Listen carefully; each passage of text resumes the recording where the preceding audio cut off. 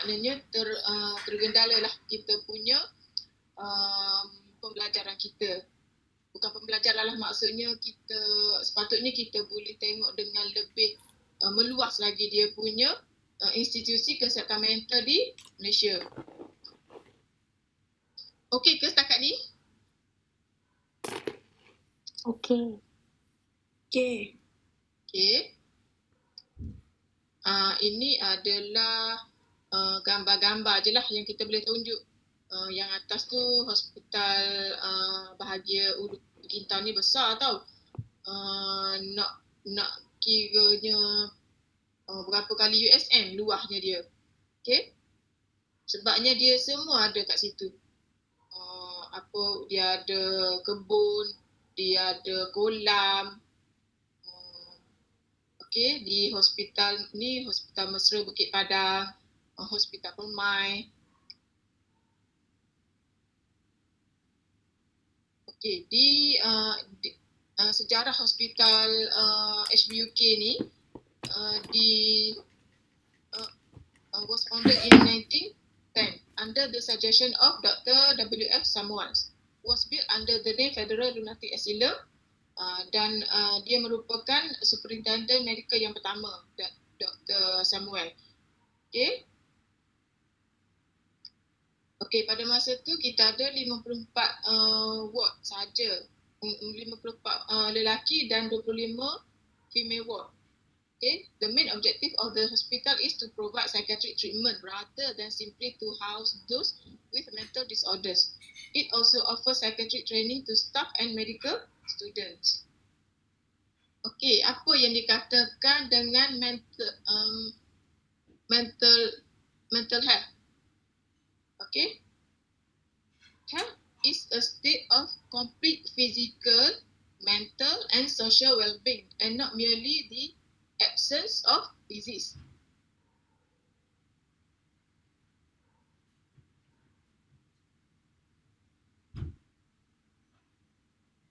Okay. Physical health, dia kata a state of complete physical well-being and not merely the absence of physical disease.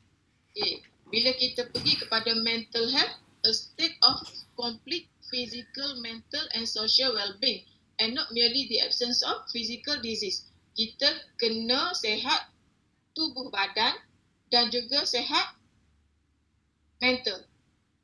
Baru dah dikatakan kesihatan mental. Sebab apa tu? Sebab kadang-kadang bila kita tak sihat dari segi fizikal, contohnya elok-elok ada 2 kaki, 2 tangan, tapi disebabkan oleh aksiden ke, penyakit ke, kaki kena potong. Tak, hilang satu anggota badan. Nak terima masalah tu bukannya senang. Nak terima hakikat satu-satu takdir dalam hidup ni bukanlah sesuatu yang senang. Kita pada kita yang tak mengalaminya mungkin kita rasa relax je tak. Tapi pada mereka yang mengalami akan stres, sedih, murung, rasa diri tak berguna untuk hidup, rasa diri tidak disayangi. Okey, rasa diri tidak dihargai. Okey, kalau ada suami, mungkin suami cari lain. Kalau ada boyfriend cari lain. Itu yang jadi masalah. Okey. Tapi walau apa pun berlaku, hidup perlu diteruskan. Okey. Kalau sebabnya kita ada banyak sokongan untuk kita teruskan kehidupan. Okay? Mental health as a continue. Daripada sihat, contohnya. Lepas tu kita rasa not feeling well. Not feeling well tu, dia berbeza. Kita ni, manusia adalah unik. Mungkin masalah seseorang tu besar pada saya, kecil pada awak. Kecil pada saya, besar pada you all, kan? Ada setengah orang, kalau bila dah berlakunya pergaduhan, perceraian dalam rumah tangga, rasa macam hidup dah tak berguna.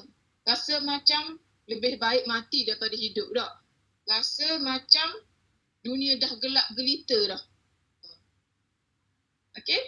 Sedangkan banyak lagi benda lain yang boleh kita lakukan dalam hidup. Boleh kita hiburkan diri kita sendiri. Contohnya, kalau biasanya kita ramai kawan, ada 50 kawan kita. Tapi bila kita bermasalah, tinggal 10 orang je kawan.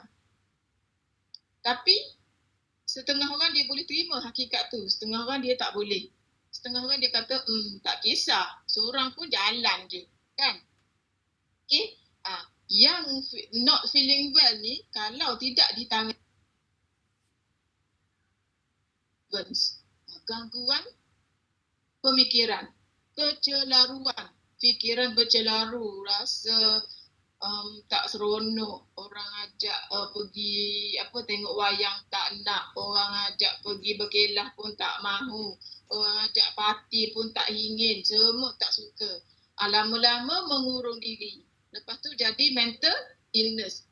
Bila dah dapat mental illness ni, kiranya kena jumpa dengan pakar sakit jiwa. Seseorang ataupun ahli keluarga kena lakukan sesuatu. Dan apa yang berlaku kepada mereka ni, hanya orang yang terdekat sahaja yang nampak perubahan tingkah laku pada seseorang individu. Tapi sekarang ni, you all masing-masing ada kat rumah dah. Kalau dulu, kalau dekat asrama, kawan-kawan lah yang akan tengok. Kawan-kawan yang akan perasan. Kenapa daripada senyap cakap banyak lebih-lebih? Ada setengah orangnya biasa cakap banyak, tapi hari tu dia senyap. Bukan setakat 1 hari, seminggu, 2 minggu, sebulan. Dan last sekali tak datang kelas. Okey? Itu yang masalah. Kalau ada kat rumah ni, sekurang-kurangnya mak ayah boleh pantau. Ataupun adik-beradik dia boleh pantau. Dan untuk nak refer seseorang datang ke klinik psikiatri, klinik sakit jiwa ni bukan senang. Tidak seperti kita refer mereka ke klinik-klinik biasa. Bila dengar je klinik sakit jiwa, orang kata gila. Bila bunyi perkataan gila tu, tak nak lah. Lebih baik kurung diri dekat rumah, orang tak tahu. Tak. Ibu bapa sendiri pun kadang-kadang dia akan rasa malu. Sebab dikatakan anak dia ada sakit mental. Lepas tu dia kata, okey, anak saya okey je, duduk dalam bilik je, juru. Kita tak tahu, tiba-tiba buka-buka pintu, anak dah gantung diri dah dalam bilik. Ataupun anak dah kelar dah dia punya leher, dia punya pergelangan tangan. Macam-macam dia boleh buat. Ataupun dia ambil ubat. Secukupnya ubat yang ambil untuk bunuh diri. Okey? Ini Jojo! Orang kata jadual. Jojo! Belah ni kita kata yang macam mana good mental health well-being, orang yang tak didiagnose sebagai mental health problem and positive mental well-being. Kita sentiasa berfikiran positif. Tak? Ada yang kita kata dia didiagnosis kan sebagai contohnya kemurungan lah. Tetapi dia boleh cope dengan masalah dia. Dan dia teruskan kehidupan dengan cara datang TCA seperti yang diarahkan, makan ubat seperti yang diarahkan, lepas tu berkawan biasa dengan orang ramai lah kiranya. Kalau ada kawan, berhubunglah macam biasa. Okay? Tetapi yang poor mental health being adalah yang didiagnoskan sebagai mental health problem tetapi mempunyai pemikiran yang merosot. Masih lagi rasa malu, tak nak makan ubat. Saya tak bolehlah makan ubat sebab menyebabkan ngantuk. Kan? Macam-macam dia punya alasan. saya malu takut orang kata saya makan ubat gila. Kan? Macam-macam dia punya persepsi. Dan yang berlebih teruk lagi, tidak didiagnoskan sebagai penyakit mental. Ajak datang klinik, tak nak. Nak heret pun tak boleh. Last sekali tu yang kita kata gantung diri. Yang gantung diri dia sendiri okey juga. Yang dia pergi bunuh habis semua orang tu, itu yang masalah. Ingat tak yang berlaku 5-6 tahun yang lalu dekat Kuala Pilah ke, kalau tak silap saya, dia bunuh adik dia, kakak dia, mak ayah, habis licin. Siap penggal kepala lagi. So kita tak naklah benda berlaku macam tu. Okay, setakat ni ada nak tambah tak you all? Ada nak bagi pendapat ke?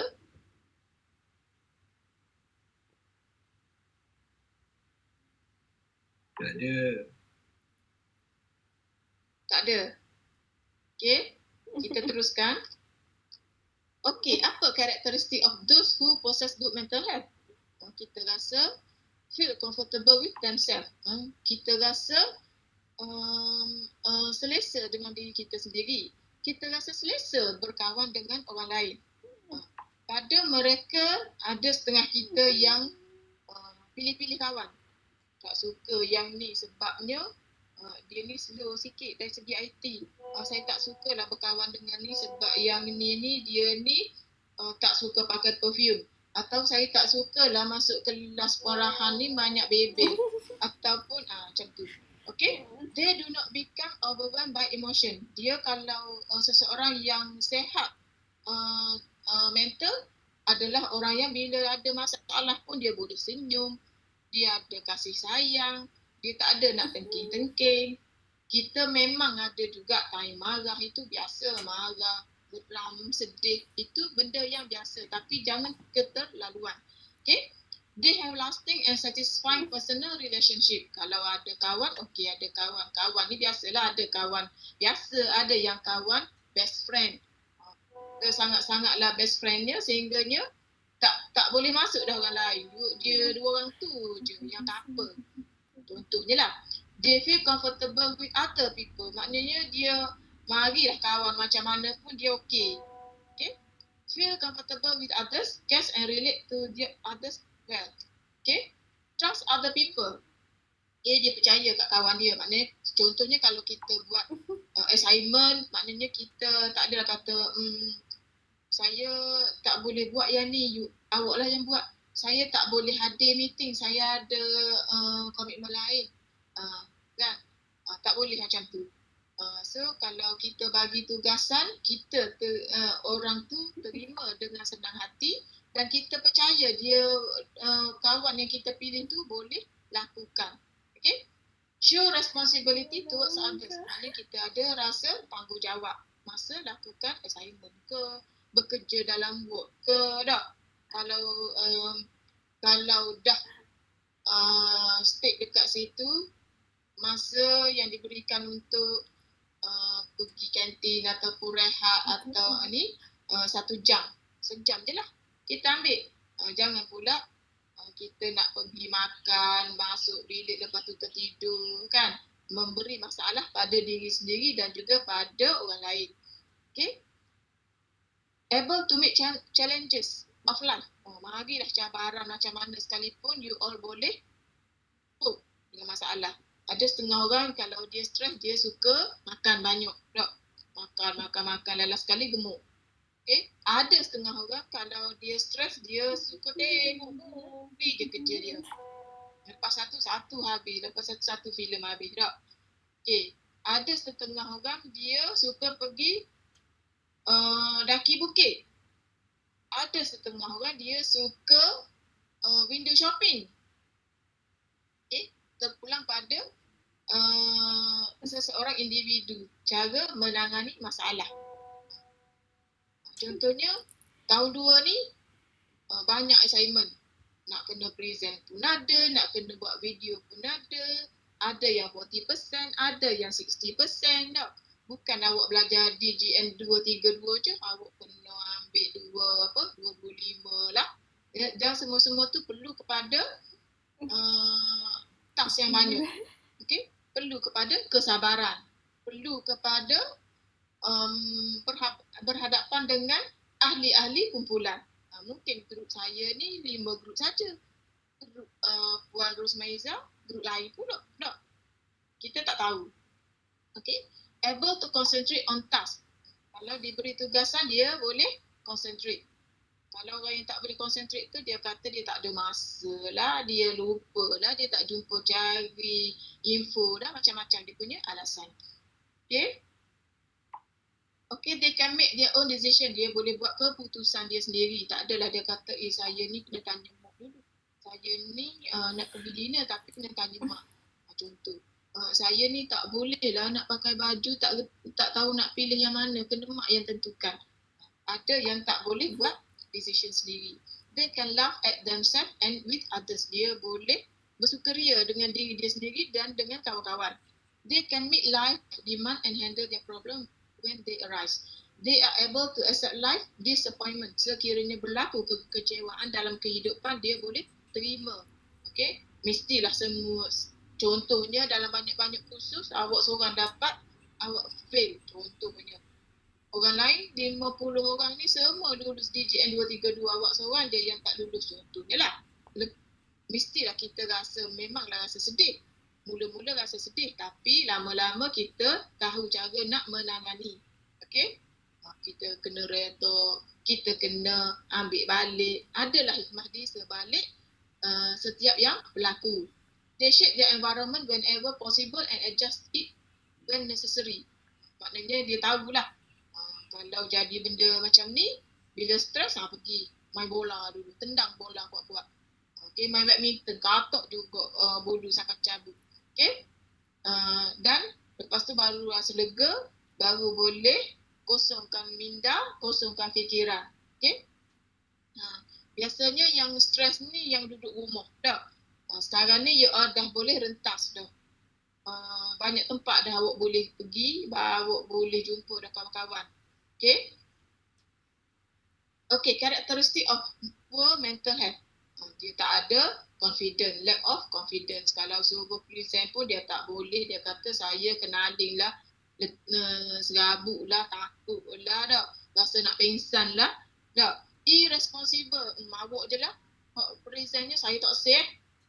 Cannot face challenge. Apa cabaran yang datang, contohnya kena masuk ward psychiatry untuk praktikum. Saya takut lah, lama ke dia pegang saya. Lama ke dia tumbuk saya. Tak. Okay. Cannot control feeling and act because of their feelings. Ataupun jenis yang panas barang. Sikit-sikit nak melenting, sikit-sikit merajuk, sikit-sikit nak marah orang, sikit-sikit tak nak kawan.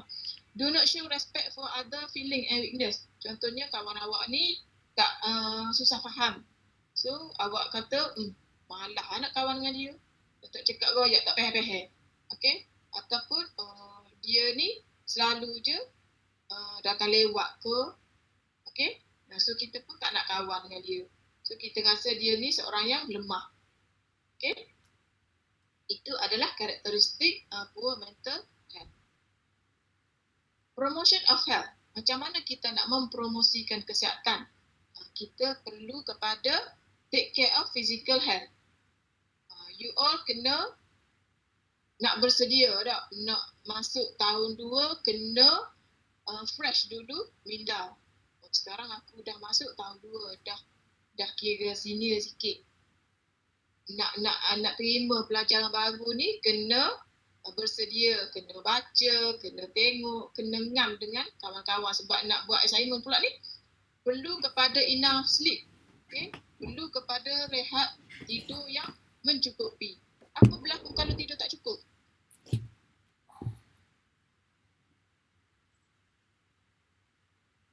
Rasa macam mana? Tak bertenaga. Tak bertenaga, rasa tak seronok. Kalau orang salah cakap sikit, rasa nak marah. Tak? Backing. Kata-kata backing. Bad mood. Stress lah tak? Sebab sekarang ni, kebanyakan budak-budak sekarang, remaja sekarang ni suka tidur ataupun tak suka tidur malam. Dia balik. Malam dia tak tidur, siang hari dia tidur. So, apa berlaku? Berlakunya letih, tak seronok, join kelas pun ngantuk. Nak kelas DJN 232 membebe-bebe je kerja. Tak. Participate in exercise and recreational activities. Sebab itulah kita suruh you pergi jogging petang-petang, tak. Main kita ada kokek. Gunakan padang, keluar peluh. Bila keluar peluh rasa seronok, tak. Boleh kawan-kawan, hirup udara segar, tengok tumbuh-tumbuhan hijau. Okay, be realistic. Apa maksud be realistic?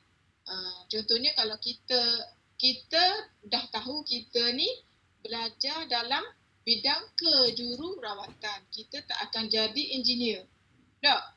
Takut tertukar. Sebenarnya nak minta kejuruteraan jadi kejururawatan. Okay? So, kena realistik lah dengan apa yang kita punya ilmu di dada dengan apa yang kita akan buat habis 3 tahun. Okey? Takkanlah habis belajar 3 tahun terus nak jadi pensyarah. Okey? Rasanya tak realistik lah. Okey? Tapi bila melalui pengalaman bekerja, sambung belajar, memang boleh lah untuk jadi pensyarah ataupun pengajar. Itu terpulang sebab bidang kejururawatan ni sangat luas. Okey, nak jadi peguam pun boleh. Okey, plan early. Apa maksud plan early? Plan early ni kita rancang awal masa kita. Contohnya kita macam yang saya buat, seminggu awal tu saya dah minta ada grup untuk DJN 232 yang saya minta tolong Sufi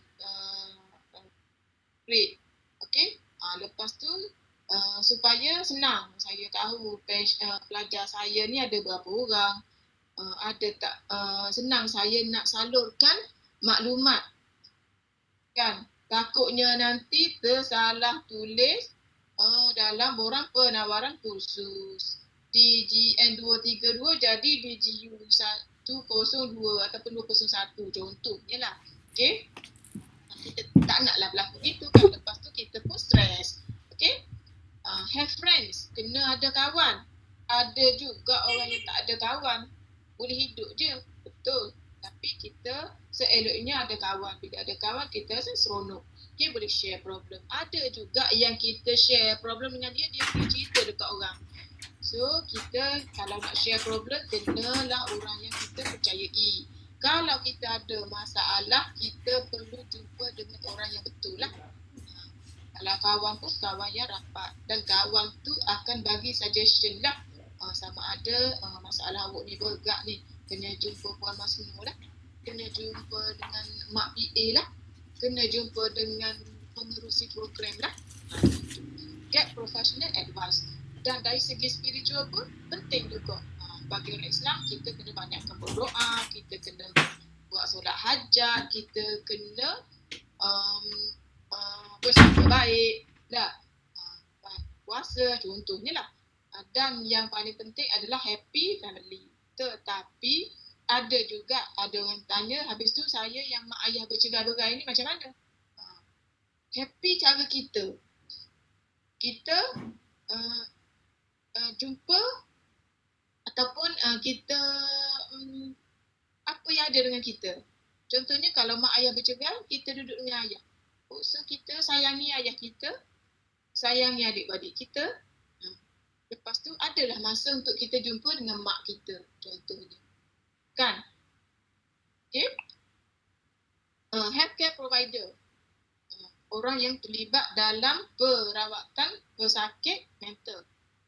Satunya kamu adalah student nurse. Tak penting tau kamu pergi ke work. Patient saya sangat suka kalau student datang. Sebabnya muda-muda, cantik-cantik, handsome-handsome belaka. Okay? Lepas tu, student nurse ni, dia kiranya melayan lah. Yang dekat work tu, staff nurse tu dah boring, dah nak layan dia orang. Dia banyak kerja, lagi-lagi pula dia ni hanya 2 orang je satu shift. Kadang-kadang seorang je satu shift. Okay? Kita ada doktor pakar. Kita juga ada MO yang ambil master untuk dapatkan jadi pakar psikiatris. Okay. Kita ada nurse lelaki ada, nurse perempuan ada. Okay. Kita ada occupational therapy. Kita ada family patient. Dia akan datang juga waktu melawat. Kalau dia nak datang lah. Ataupun dia datang bawa makanan ke, bawa sabun ke, bawa rokok ke. Okay. Farmasi. Itulah sebab patient kita kena ambil ubat seumur hidup. Ubat yang diambil ini boleh dikatakan seperti orang ada penyakit kencing manis, darah tinggi, kena makan seumur hidup. Kalau lupa makan ubat, apa jadi? Apa jadi agak-agak?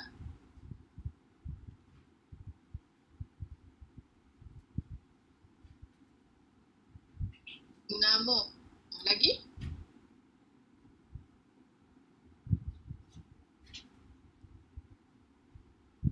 Lagi apa dia? Apa berlaku kalau dia tak ambil rawatan? Dia kata, malah saya makan ubat. Saya segar dah, sihat dah saya. Saya tak sakit pun. Dia punya simptom akan datang balik. Orang panggil relapse. Kan? So, bila dah simptom datang balik, elok-elok je kahwin, dah ada isteri, ada anak seorang. Lepas tu, bila dah simptom datang balik, ya betul, menjejaskan orang sekeliling dan menjejaskan diri dia sendiri lah. Elok-elok dah ada kerja, kena buang kerja dah. Sebabnya dah dia ada simptom, duduk cakap seorang-seorang. Siapa yang nak ubah dia sebagai kerja dah. Keadaan berubah jadi teruk je. Daripada elok, cakap elok-elok jadi makin cakap kasar. Ada perubahan macam-macam lah. Perubahan tingkah laku, perubahan dari segi percakapan, perubahan dari segi emosi. Okay, types of mental health service.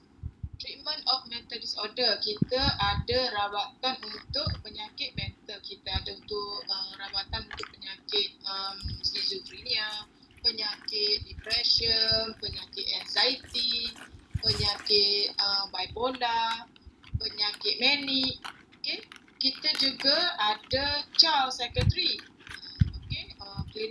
Klinik kanak-kanak pun kita ada. Kita ada forensic psychiatry, tapi di forensic psychiatry kita ada di HBUK lah, Hospital Bahagia Ibu Kita. Okay. Forensic psychiatry ni biasanya kes yang berkaitan dengan pembunuhan. Okay. Psychogeriatric, orang-orang tua. Okay. Klinik orang tua kita ada. Kita ada community secretary, kita ada servis di community. Contohnya kita ada 2 orang staff nurse yang akan buat lawatan ke rumah. Kalau dulu memang pelajar boleh ikut lah. Kita kita minta staff nurse bawa pelajar kita, kita booking van. Kan boleh muat ramai sikit kan. 5-6 orang student, so kita bawa pergi lawatan ke rumah sakit. Okay. 2 orang staff nurse ni, yang seorang akan melawat rumah pesakit lelaki, seorang lagi akan melawat rumah pesakit perempuan. Okey. Kita ada metode terapi. Apa dia metode terapi?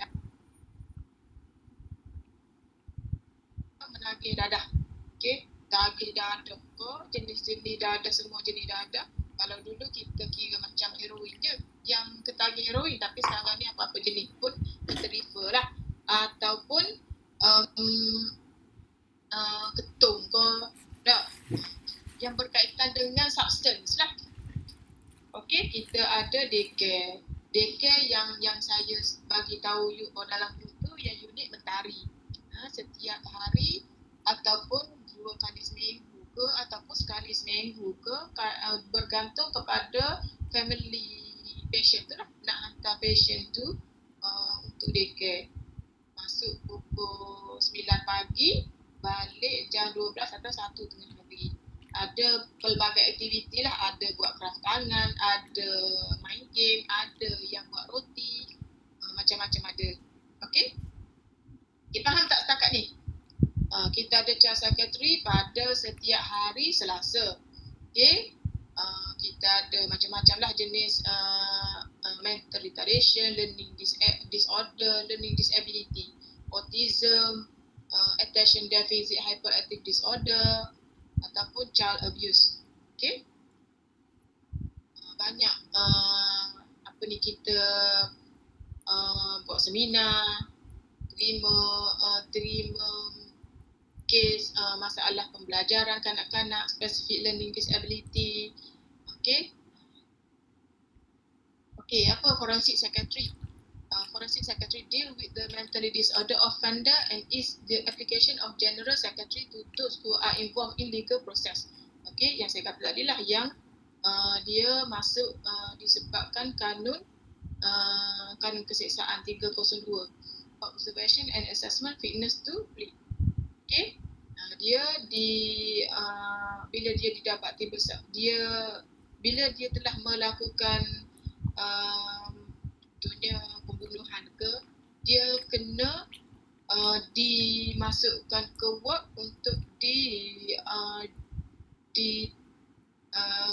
untuk menjalani observation dulu. Kita kena observe dulu selama beberapa hari, contohnya 2 minggu ke, untuk observation and assessment. Lepas tu bila kita nampak dia stabil, kita memang kena, dia layak dibicarakan. Kita akan bawa dia pergi mahkamah untuk dibicarakan. Lepas tu sekiranya didapati bersalah disebabkan oleh mental disorder, dia kena masuk balik dalam forensic ward. Okey, forensic ward pada tahun bila senior ward tu dia boleh lagi masuk. Lepas tu dah bila kita buat lawatan pun dia tak bagi masuk dah.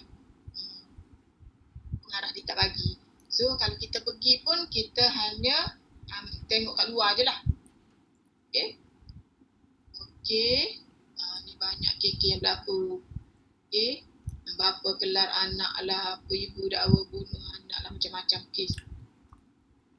Dan sekarang ni pun macam-macam kes juga yang kita dengar makin bertambah dah. Kes pelik-pelik, kes rogol, bunuh dah, kes langgar bunuh, macam-macam.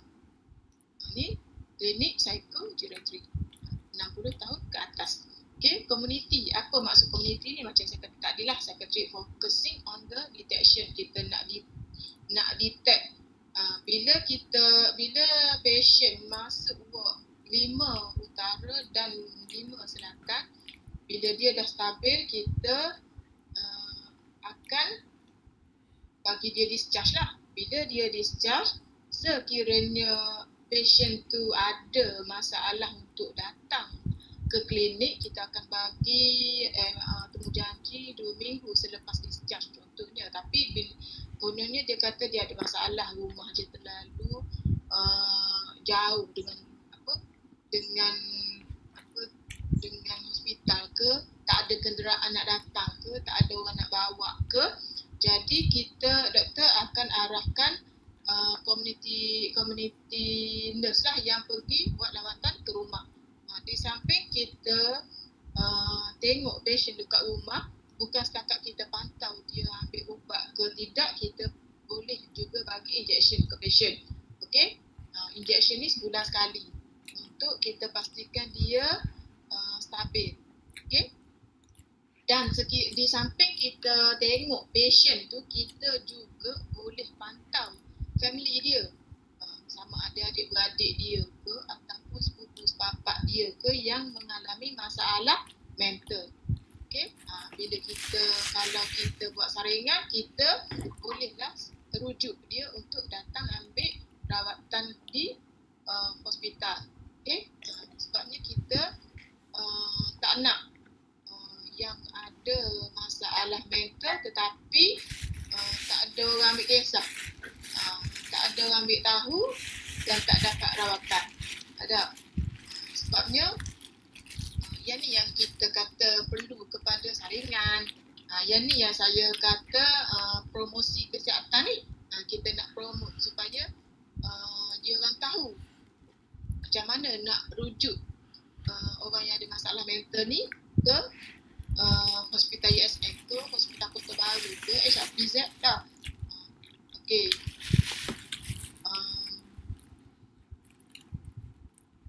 Okey. Okey, integrasi of psychiatric service into community health service. Okey, 8 konsep of community mental health. Kita ada multidisciplinary team yang macam saya cerita tadi, yang kita ada nurse, kita ada doktor, kita ada attendant, kita ada occupational therapy. Okey, lepas tu kita prevention of mental illness. Kita nak prevent macam mana? Macam tadilah yang kita buat saringan. Ada. Lepas tu kita pastikan patient tu ambil ubat dengan betul. Yang early detection ni yang tadilah yang kita tengok dia bila dia kata saya nampak jiran saya tu ada masalah lah kejap software. So jadi kita pergi buat saringan. Early detection lah tu maknanya dia perlu diselamatkan. Okey. Bila kita bagi penerangan tentang penyakit, bila kita buat seminar ke webinar ke, kita nak semua orang faham tentang penyakit mental. Bila orang faham, dia akan terima rawatan lah. Tak adalah dia kata malu nak mari hospital jiwa, nak mari klinik jiwa, tak, nak mari klinik gila, tak. Sehingga kan nak bekerja di work mental pun orang rasa malu. Ada juga setengahnya macam tu. Continuity of care, supaya kita penjagaan berterusan. Group and family therapy, ada juga kita buat terapi untuk keluarga ataupun kita buat terapi secara berkumpulan. Contohnya family terapi ni supaya yang ada masalah, laki bini ada masalah, tak nak bercegai ke, ada backing ke, tak ada persefahaman ke, okey, sehingga rasa nak bunuh diri, so kita boleh rujuk juga. Environmental and social support, perlu kepada sokongan sosial. Kawan pun kena tolong. Ada you all kena tengok anak beranak you all, jiran-jiran. Community participation. Okay, penglibatan dalam komuniti pun penting. So kita kena jagalah tepi kain orang. Dulu kita kata jaga tepi kain sendiri, jangan jaga tepi kain orang. Tapi sekarang ni perlu kepada jaga tepi kain orang. Okay, home visit. Apa dia home visit? Macam saya kata tadi lah, home visit means visit the family at their place to assess the health needs, to provide family health service to prevent disease. Kita, walaupun kita tahu dalam keadaan pandemik baru ni, ramai yang bunuh diri, ramai yang hilang pekerjaan, ramai yang tak ada duit, ramai yang elok-elok jadi pilot, kemudian dah kapal terbang tak boleh terbang, makanya dia berhenti kerja jual burger, tak? So macam saya kata tadi, hidup perlu diteruskan. Buat apa kita nak susah orang kata tak ada PT lah tu jual burger. Tak, hidup perlu diteruskan. Rumah kena bayar, kita kena bayar, beras kena beli, and maintain health of family members. Kita ada anak, ada bini, so kita kena buat je lah apa yang patut. Kalau pandang niaga lah. Terus setengah jadi pengantar barang tu, food panda tu. Tak. To carry out simple nursing care at home for the needy clients. Okay, bila kita pergi, macam saya kata tadi, yang kita pergi home visit, kalau ada patient duduk bawah rumah, kita pergi, dia bukan duduk dalam rumah, dia duduk bawah rumah. So kita kena pujuk, tak, biar dia naik duduk dalam rumah. Macam-macam lah patient punya behaviour. To provide treatment. So kadang-kadang bila kita pergi rawatan rumah, kita kena tengok ada banyak mana ubat yang dia ada, dia ambil ke tidak, betul ke dia ambil. Ada kadang-kadang kita suruh dia ambil 3 kali sehari, dia ambil sekali je sehari. Ataupun dia rasa hari ni sedang tak payah ambil dah ubat, tak payah. Ataupun dia kata dia letak je dalam kereta, duduk situ dah sebulan dah ubat dia dalam kereta. Okay? Itu yang kita tak nak. To rehabilitate the sick and the disabled members of the families. To help the family to help. Okay? Bantu family dia macam mana nak dapatkan pertolongan. Contohnya patient ngamuk kat rumah. Nak buat macam mana? Nak buat macam mana kat you all? Kita kena panggil polis. Kena polis kirim untuk bawa patient datang klinik ataupun hospital. Okay? Okay. Ini dah buat ke rumah lah ni 2 tahun lepas. Ni attender kita. Okay.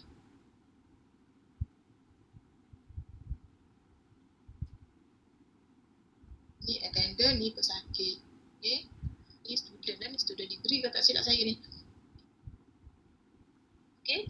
Psychosocial rehabilitation. Bila patient dah keluar daripada ward, dah discharge, so dia perlu teruskan rehabilitasi. Dia boleh datang ke mentari kalau dia tak ada kerja kat rumah. Macam yang telah saya jelaskan tadi lah, yang cuci kereta, kita ada unit car wash.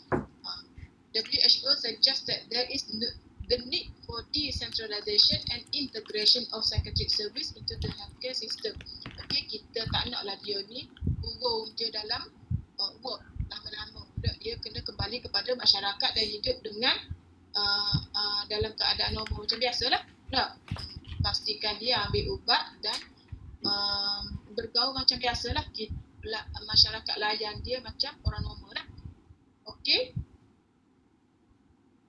Okay, objektif dia promote mental health, introduce preventive measure and screening for mental illness to create awareness among the public and reduce stigma. Kita tak naklah berlakunya stigma. Stigma ni kita kata tak nak saing dengan dia sebab dia ada penyakit gila. Tak, stigma. Tak nak abang dia tu ada penyakit mental. Kita tak nak gitu. So diskriminasi ni tak bagus. Okay. Kita tak nak patient kita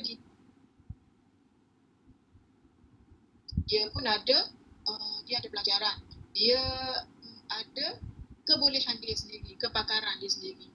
To provide continuity of mental health care in environments that is accessible by the public. To provide rehabilitation and psychosocial intervention including counselling, psychotherapy, patient and family education. Okay.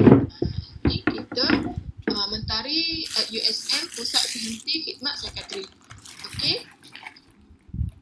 Ini adalah pakar kita lah ni. Dr. Prof. Madia Dr. Asrini. Okey. Baking roti dan pastry, unit rehabilitasi, mentari dan car wash.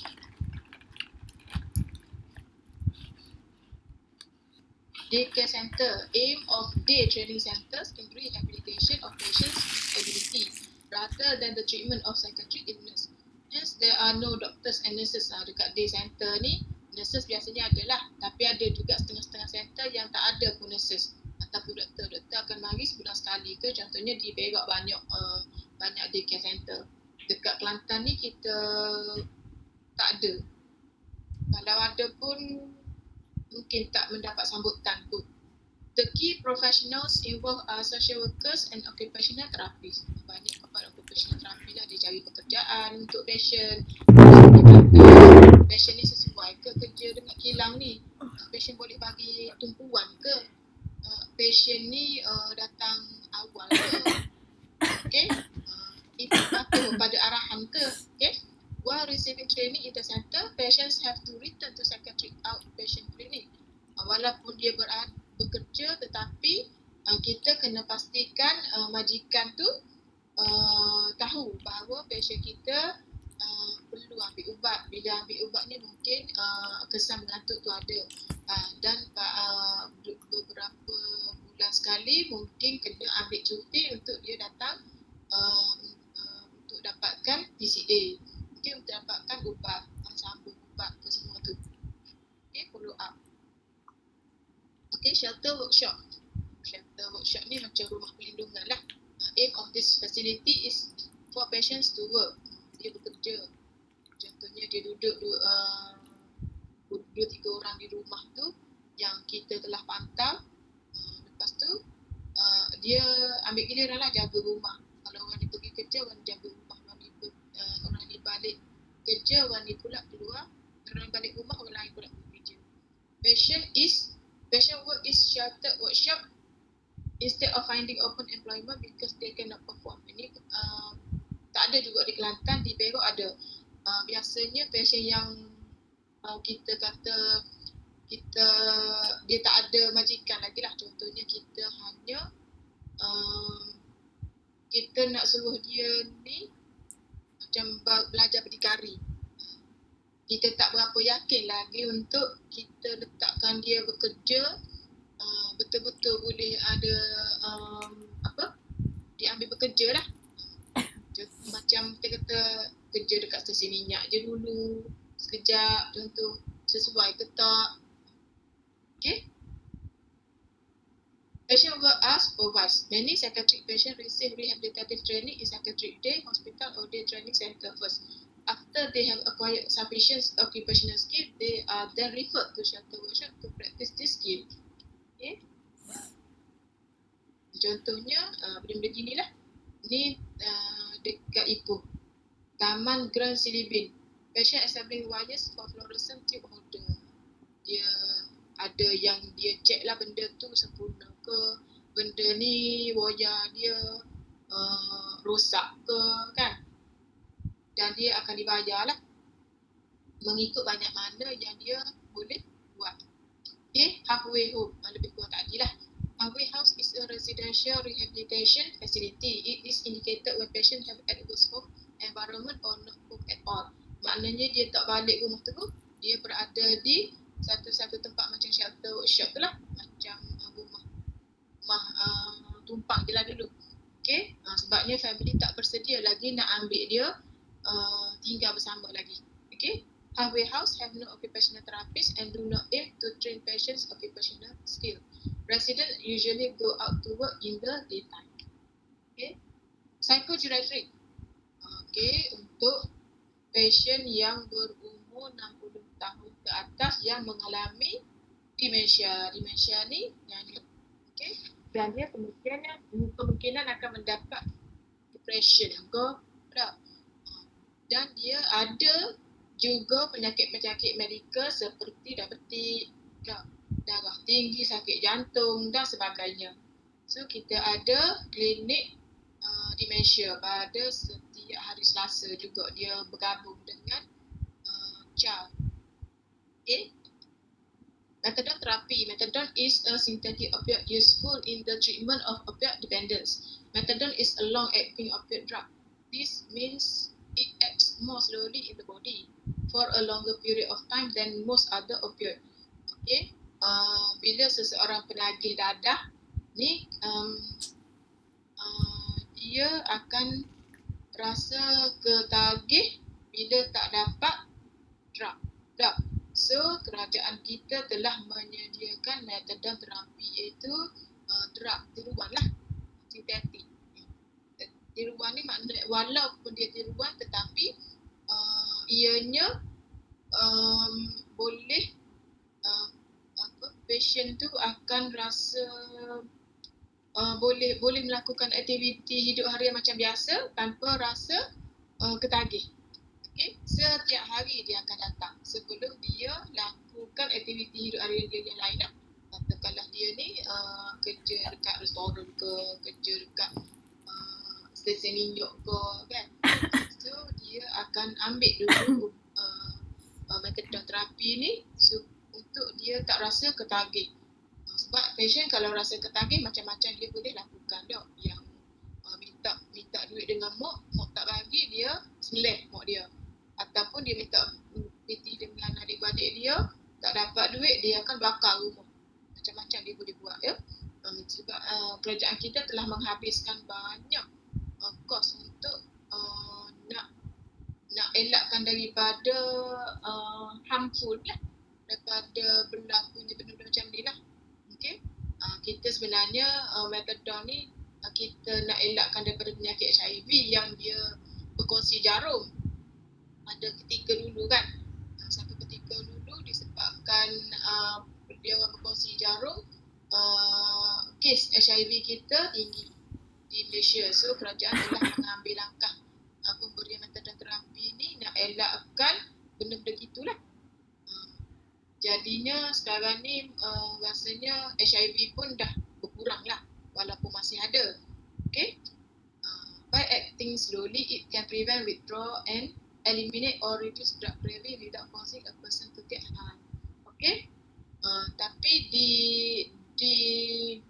USM ni kita namakan Unit Wiser. Addiction Psychiatric Service of Jabatan Psychiatry Hospital USM has been in service since the year 2009. Tahun 2009 lagi kita tubuhkan unit Wiser ni. Unit Wiser ni baru je dia letak nama Wiser, dulu kita panggil Methadone Clinic juga. It begins with the set-up of Methadone Maintenance Therapy Clinic that was made possible with the collaboration between Hospital USM and the Ministry of Health KKM. Okay. Ni kita punya ni 2 tahun lepas ni. Gambar terbaru kita dah pindah duduk dekat dengan lobi. Okay.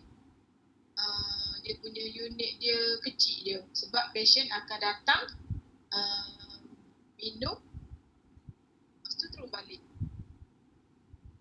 Okay. Sebab apa dia buat ni? To reduce the transmission of infectious disease associated with opiate injection such as hepatitis and HIV. Doctor will give the pharmacy a prescription for the methadone. Di unit ni kita ada seorang MA dan seorang attendant, lepas tu seorang farmasi. Okay. Orang farmasi lah yang akan ambil ubat bagi dekat patient. Okay. First start on methadone, patient will be asked to go to clinic each day to drink the medication. Okay. Tapi kalau sekiranya hari minggu dia akan bawa balik lah bekalan. Dan kita juga kena pantau, takut dia ambil dan jual benda tu. Okay. Okay. Boleh teruskan lagi ke?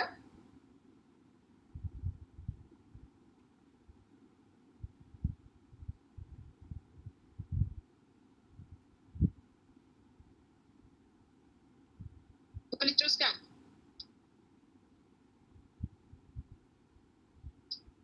Boleh. Boleh. Okay.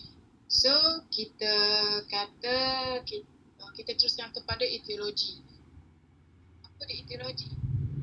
Faktor-faktor penyebab penyakit. Macam mana boleh berlakunya penyakit mental ni? Kita ada predisposing factor.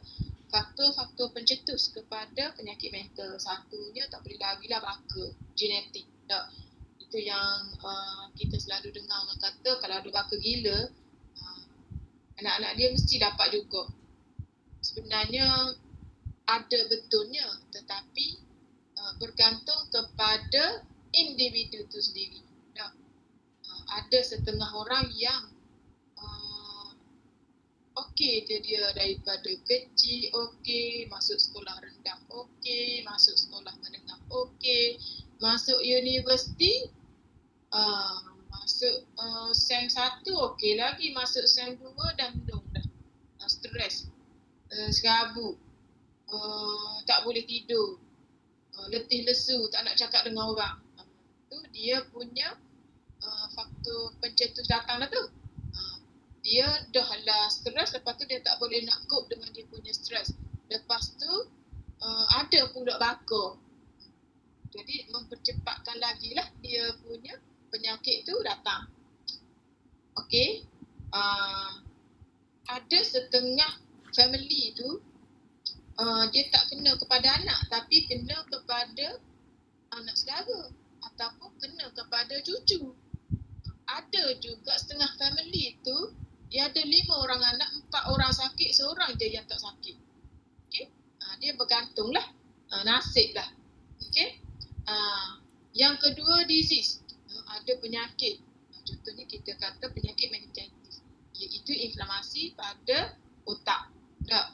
Ada kuman dalam otak dia. Tak tahulah kemungkinan disebabkan oleh aksiden ke tak? Aksiden, luka di bahagian kepala, ada kuman ke tak? Ataupun penyakit epilepsi. Epilepsi ni sawan. Tak? Sawan mungkin masa kecil ke, masa kecil walaupun sawan disebabkan oleh demam tinggi tak?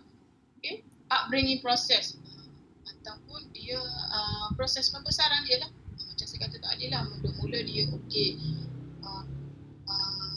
waktu sekolah rendah okey, mula-mula mak ayah ada lagi, lepas tu mak meninggal ke, ayah kahwin lain, lepas tu mak tirinya backing ke, mak kena dera ke mak tiri ke, ada? Ataupun kena rogol dengan pok saudara ke, kena rogol ke abang tiri ke, macam-macam benda boleh berlaku. Okey. So bila ada kejadian dalam kehidupan yang sangat buruk, dia pun stres. Dia stres, dia menjadi murung, adalah penyakit mental. Chemical changes in the brain. Kenapa berlakunya penyakit mental? Disebabkan oleh bahan kimia dalam otak ni tak seimbang. Contohnya, apa yang berlaku pada penyakit skizofrenia adalah dopamin yang berlebihan, excessive of dopamine production. Ataupun kalau untuk depression, level serotonin dia sangat kurang. Okay, berlakulah depression. Kalau pasien yang manic, dia punya serotonin level dia high.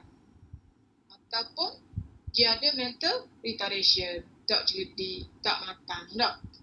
Itu adalah faktor pencetus. Kita pergi kepada precipitating factor, faktor penggalak. Bila dah ada penyakit, tak ada family support.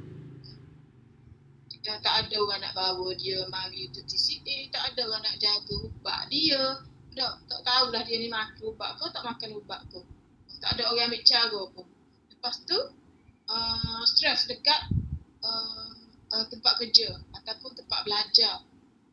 Tempat belajar mungkin mula-mula tahun pertama boleh tunda. Kita kata boleh tunda SEM sehingga dia didapati betul-betul stabil. Okay?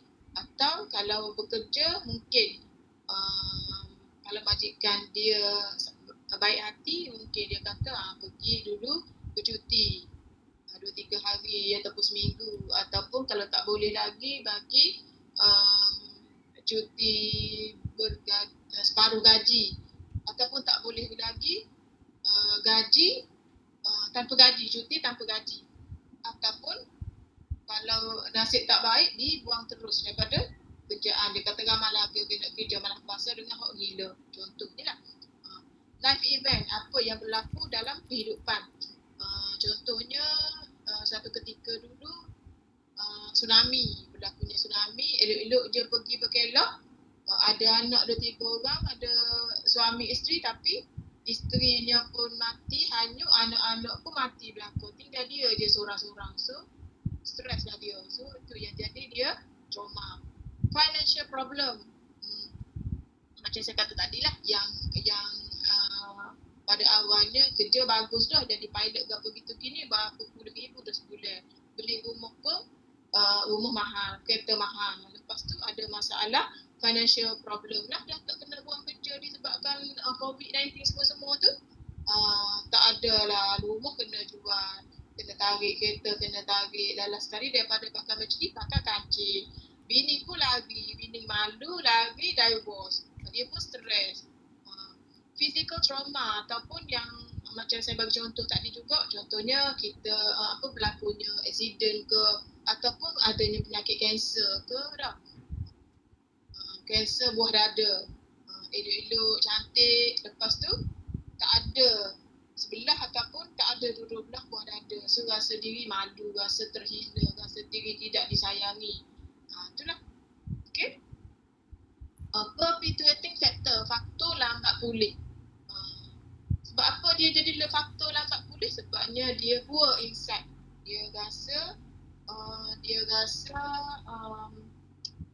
makan ubat celak-celuk. Makan tak ingat makan, tak ingat tak ambil ubat. Okay? Poor coping skill, rasa stres sikit, tendang orang tu, tendang orang ni, pergi pisau lalu. Tak. Refuse medication, tak nak ambil ubat, tak nak aku bukan gila pun dia ada. Okay, poor ataupun no coping skill. Tak ada coping skill. Okay? Lepas tu, sebab itulah kita kena ajar anger management, stress management, problem solving dengan assertive technique. Okay? Apa maksud dia mental health promotion? Kita adakan dulu kita adakan seminar, sekarang ni kita adakan webinar, kita ada saringan, kita buat program ceria minda, kita buat screening, kita lakukan kempen di dalam TV kan, kita lakukan banyak cerita yang berkait dengan kesihatan mental dalam filem. Okay? So, kita buat kajian. Kajian ni pun penting. Dari segi kajian ni kita, sebab itulah kita tahu berapa ramai yang dapat penyakit mental setiap tahun, contohnya. Okay? Ataupun kita tengok peratus lelaki ke peratus wanita ke yang paling ramai, hasil research lah. Dan hasil research jugalah yang dia buat ubat mana yang hidup, ubat mana yang perlu dia combine kan. Okay, the use of digital media as a platform for disseminating information. Sekarang ni kita dah ada grup WhatsApp, kita boleh kongsi-kongsikan ilmu, kita boleh bagi tahu orang ramai, adanya webinar ke apa, so dia boleh letaklah dengan mereka kita. Lagi kita boleh adakan apa orang kata befriender tu, yang boleh kita ada masalah boleh suarakan. Okay? Boleh tanya pendapat, boleh minta bantuan. Sebab itulah baru ni kita kan masa pandemik ni kita tolong orang yang ada masalah kewangan tak? Ada yang bagi bangkul makanan, yang infakkan harta. So kita tak nak dia orang ni stres bunuh diri lah. Okay? Benda-benda ni mungkin boleh keluar dalam final exam. Okay, effective use of social media platform for promotion of mental health awareness. Okay, contoh ni lah, kita ada dulu lah kita buat memory walk, walk to remember di USM Kubang Krian. Ini kita buat untuk warga emas lah. Okay, kita ada ribbon hijau untuk yang mental health ni. Dan benda ni dia jual dengan harga RM5 sahaja. Dan kita sambut setiap tahun Hari Kesihatan Mental ada pada 10 Oktober setiap tahun. Okay?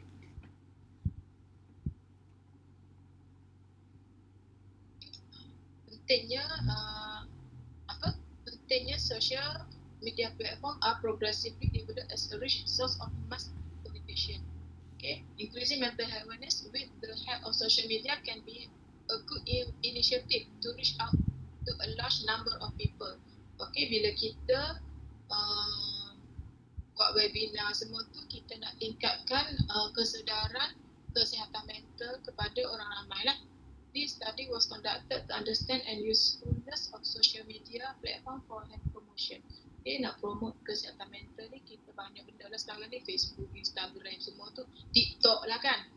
Use of social media to conduct mental health campaign is an effective initiative as one can reach out to several people over a short time period. There is an increasing trend in the awareness of mental health with the effective use of digital media as a platform for disseminate information.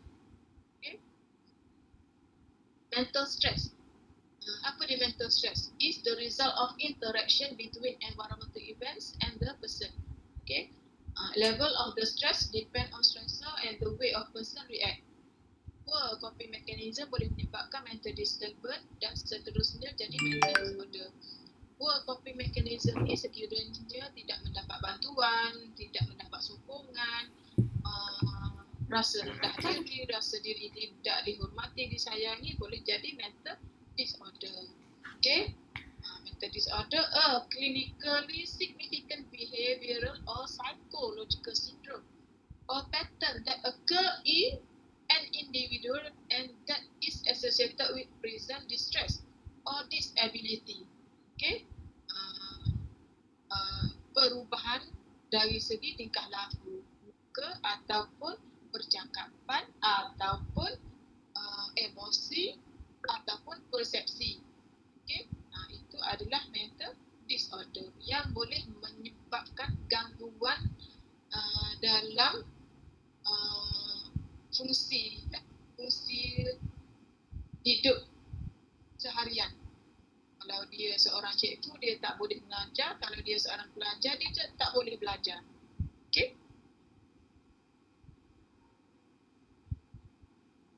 Okay, apa implikasi dia? Burden to the family. Okay. Sebabnya kalau ada ahli keluarga yang mengalami penyakit mental akan mendatangkan beban lah sangat walaupun seorang je dah. Sebab kena jaga, nak tinggal rumah, kita nak pergi kerja, tinggal di rumah seorang-seorang, takutnya dia bakal rumah ataupun macam-macam dia boleh buat lah kalau dia dalam keadaan sakit.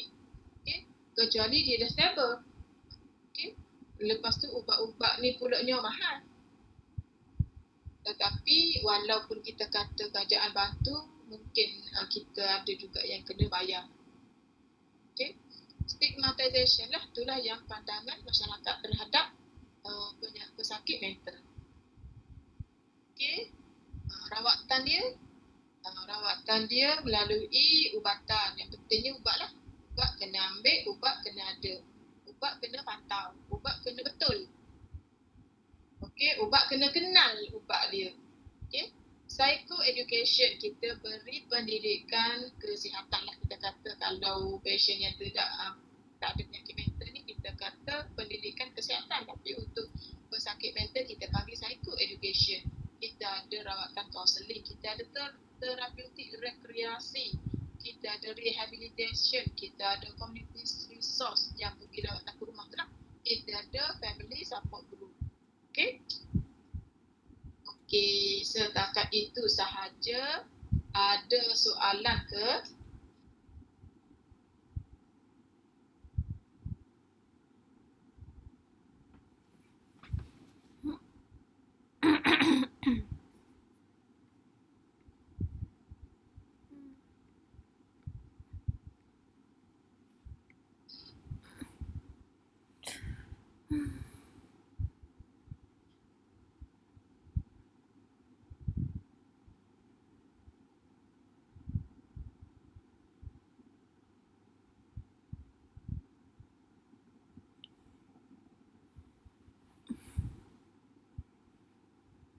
Ada soalan tak? Contoh soalan exam macam mana? Contoh soalan exam dia. Contohnya saya kata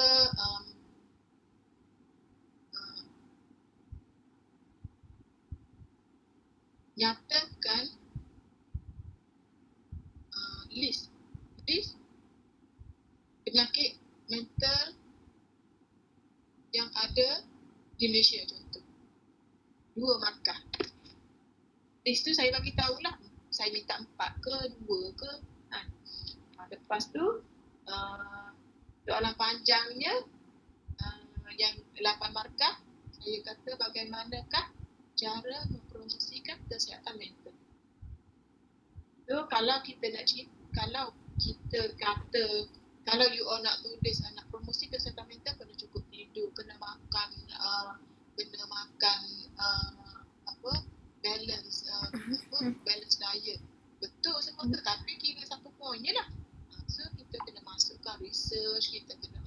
mengadakan yang webinar ke, kempen. Okey? Okey, menjawab ke soalan.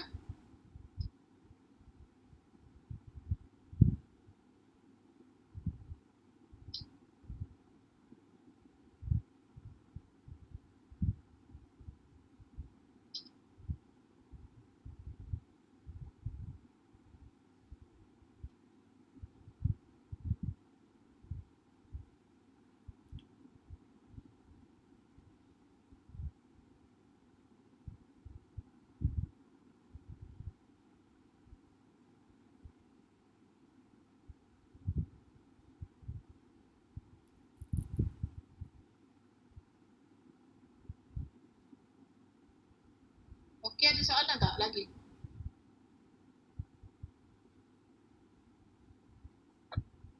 Hmm. Wan, nak tanya. Ada tak pasien kalau dia makan je ubat 10 kali tapi tiba-tiba simptom datang balik? Mungkin ada sebab tu kita kata kita adakan TCA. Sebabnya kita nak pantau adakah dia makan ubat tu betul ataupun ubat yang kita beri tu kena tingkatkan dos dia kan, ataupun kita kena combine ubat tu dengan ubat lain. Contohnya antipsychotic kita combine dengan antidepressant. Okey? Dan sekiranya perlu kita tengok jugalah apa penyebab dia jadi penyakit datang balik. Adakah dia stres sebabnya dia bercerai dengan bini dia, ataupun dia serabut tak ada kerja, ataupun dia masalah sangat dari segi keuangan, ataupun dipulaukan oleh kawan-kawan, ataupun dia terambil dadah. Okey? Itu termasuk dalam faktor tadi lah. Okay, ada lagi ke soalan?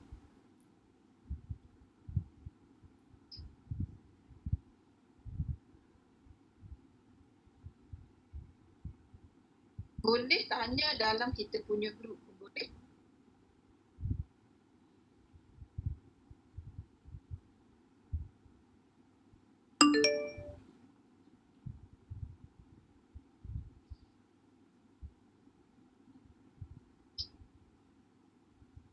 Saya nak tengok awak punya apa? Tu yang kat ni. Yang awak tulis ni ke apa dia tu?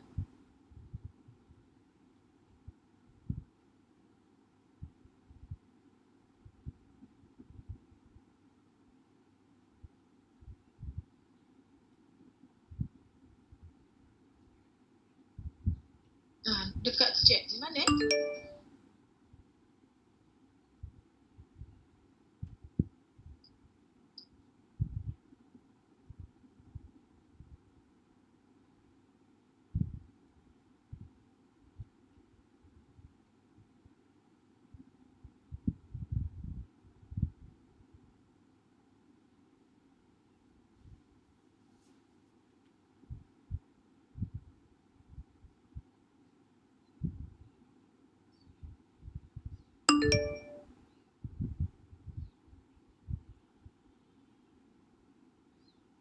Okey dah kah?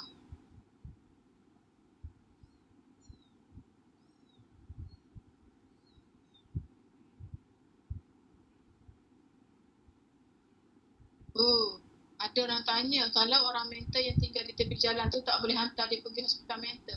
Sebenarnya kerajaan kita pun dah kutip orang-orang yang berada di tepi jalan tu. Tapi masalahnya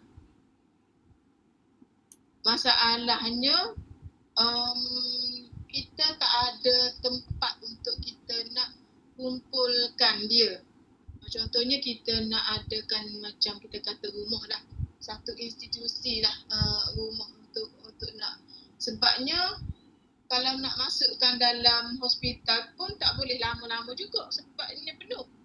Tak. Kita pun dulu kerajaan duk kutip-kutip tu, lepas tu kadang-kadang dia pun ada juga yang sampai masa ni kena keluar lah daripada hospital tu. Itu yang jadi balik tu. Lepas tu dia punya yang sebab tu saya kata tak ada sokongan daripada ahli keluarga. Semua orang dah tak mengaku dah worry dia. Orang tak mengaku worry dah tiap gila ni. Masa sebab tu lah kita bila kita cari worry tak jumpa. Okay.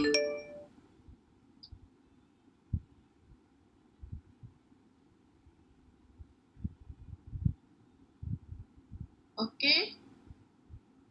Oh nak tanya. Ada you all nak tanya tak tentang assignment?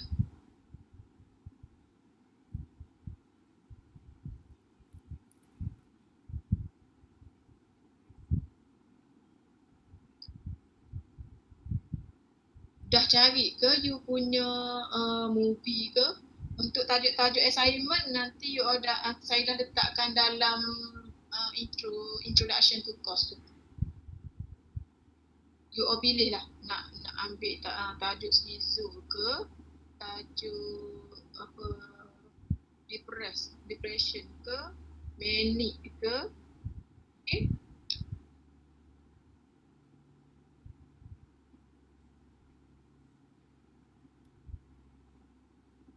Nanti kalau you all dah jumpa movie bolehlah tanya saya dulu nak buat macam mana. Okay.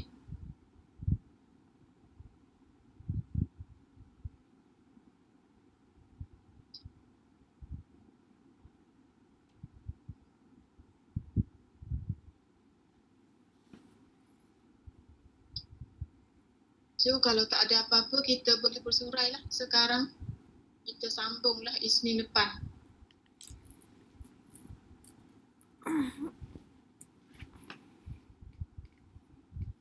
Boleh? Terima kasih.